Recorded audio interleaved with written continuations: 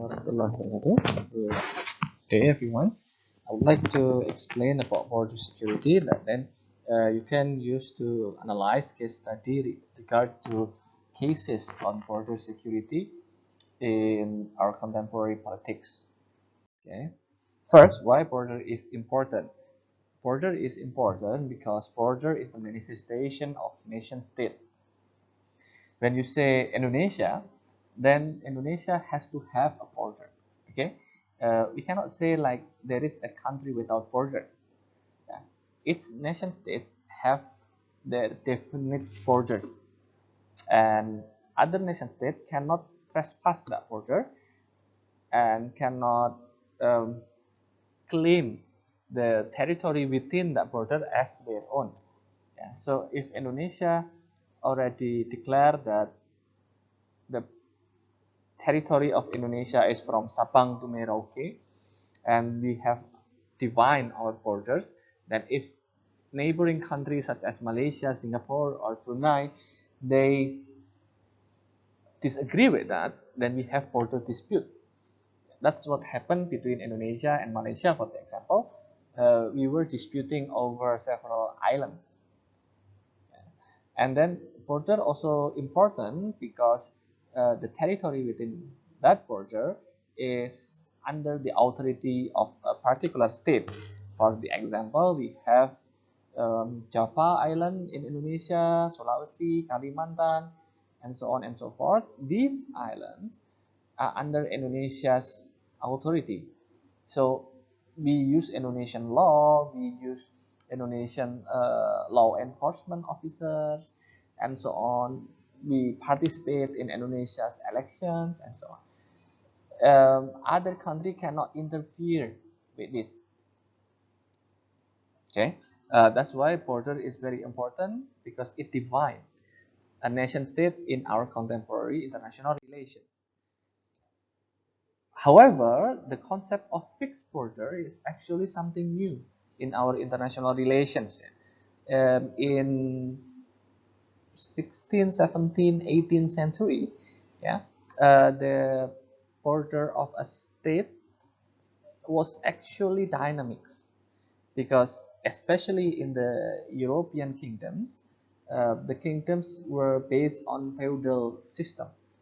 We have king, and under the king we have several lords, powerful lords and ladies, nobles like that, and under them we have more nobles and even more nobles, and uh, until the lowest of the nobles families.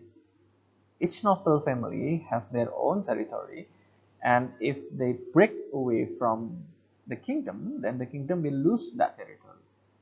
Okay, so territory was determined by the loyalty of a noble family instead of fixed, like in our contemporary international relation.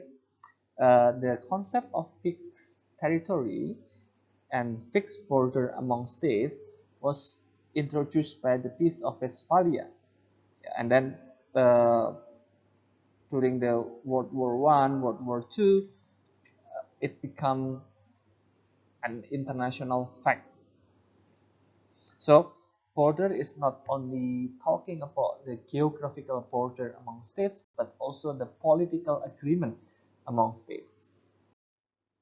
We have several types of border. The first is land border, and then sea or maritime border, and then the last one is airspace. Yeah. For land border, it's usually agreed between various political parties concerned with the border. For example, in Papua, we have border between Indonesia and Papua New Guinea, and in Kalimantan, we have border between. Sorry, was it? Yeah, it's Kalimantan. Yeah, border between Indonesia and Sabah Sarawak, Malaysia, and so on.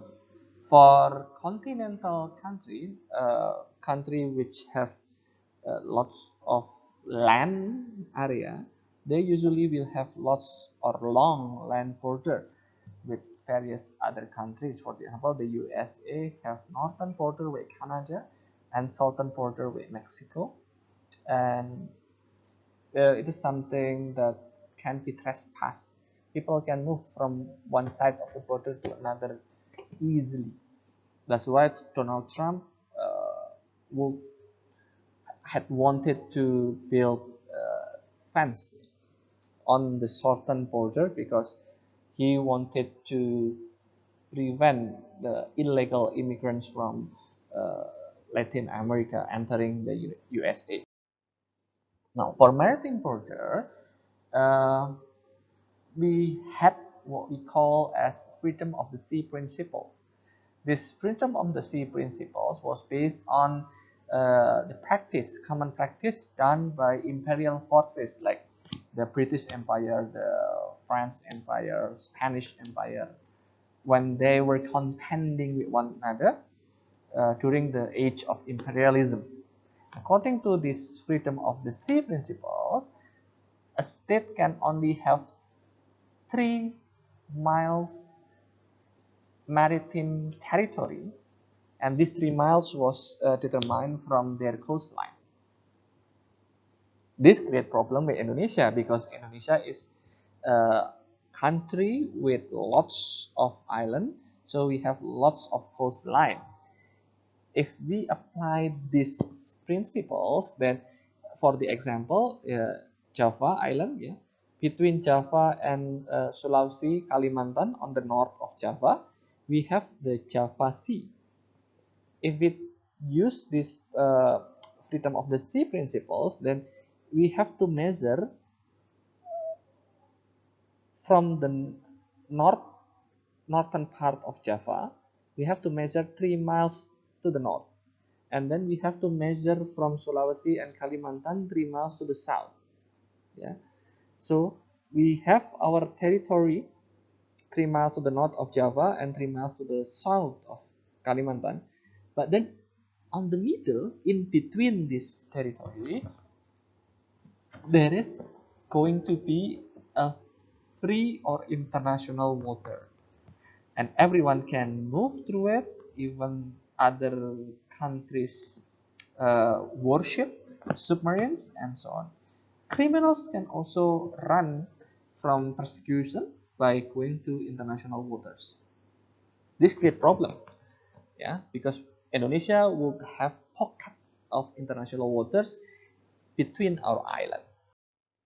Therefore, yeah, in the 13th of December 1957, yeah, Indonesia declared absolute sovereignty, absolute control over all water within our territory, yeah, through what we call as Declaration of Juanda or Juanda Declaration. Using this declaration, we um, declare that if a state is comprised of group of islands like Indonesia, it is called as an archipelagic state, or in Indonesia it's called as negara kepulauan. If it's an archipelagic state, it has different way of determining its maritime territory, unlike the case of freedom of the sea principle. For an archipelagic state, the sea or bodies of water connecting each island is considered as the state territory automatically. So in the case of Indonesia, the Laut Java, Java Sea, between the Java Island and Sulawesi Kalimantan Islands are automatically our territory. Also with Selat Sunda or Sunda Strait between Java and Sumatra, because it connects our two islands, then it's considered as our territory automatically, like that. Uh, so this make like Indonesia control all territorial maritime territory within or between its islands. Yeah. This one-side declaration infuriated lots of countries. However, we persisted and we managed to uh, push our agenda of archipelagic principles into the UN, and then the UN acknowledged that through United Nations Convention on the Law of the Sea, UNCLOS in 1982. Yeah, according to this law of the sea, archipelagic countries, ya, negara kepulauan, will determine their territory, ya, their maritime territory into several categories. The first is internal waters, uh, maritime territory between their islands, and this automatically considered as part of their territory. Then territorial waters is maritime territory measure 12 nautical miles from their outermost coastline. So in Indonesia case, outermost coastline means from the southern coastline of Java, the western coastline of Sumatra, and so on. And then after that, we have what we call as economic exclusive zones, 200 nautical miles from the outermost coastline, where it's not our territory, but then we can uh, exploit the economic and resources available in the territory. Okay, this is what we have from Indonesia nowadays. Yeah. The map of Indonesia, the purple one is our internal waters. Yeah, if we use the freedom of the sea principles, then our internal waters is the one that I put in that. That's too much. Yeah, and then from the Kalimantan, we have also 3 miles like this. Okay, and then the one that I use green now,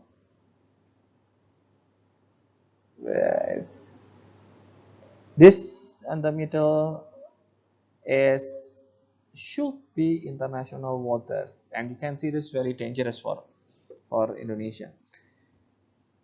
With the archipelagic principles, we have secured the maritime territory between our island as our territory.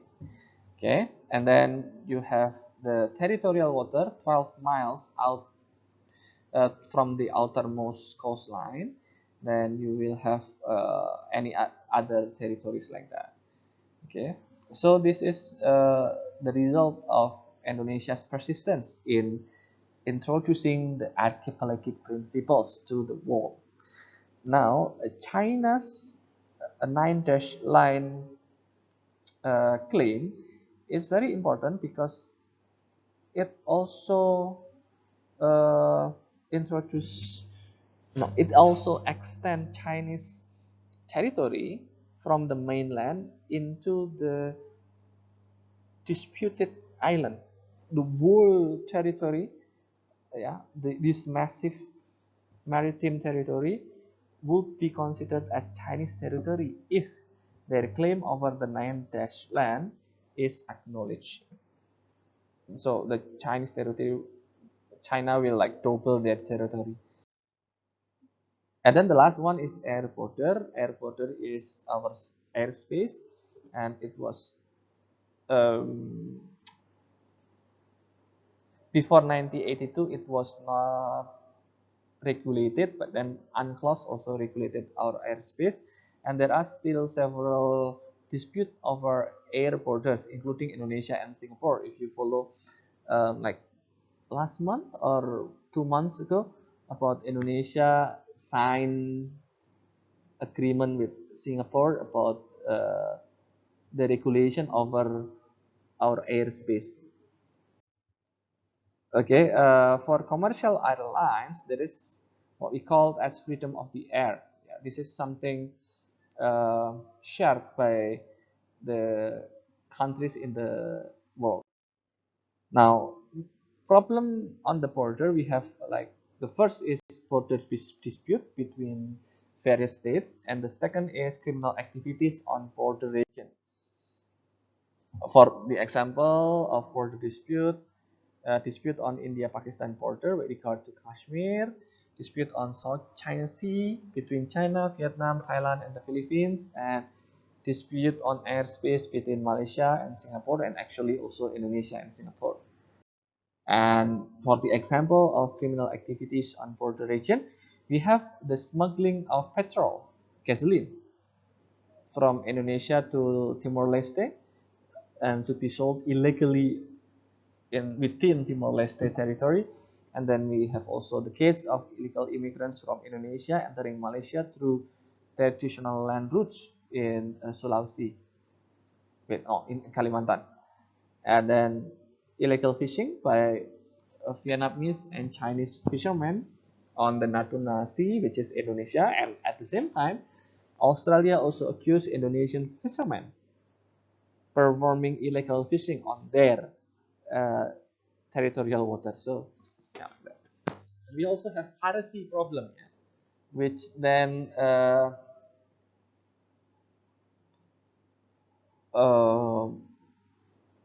there is a cooperation between Indonesia, Malaysia, and Philippines Navy. We call it Indo-Malfi, yeah, to deal with the problem of piracy in Natuna Sea, but it's not.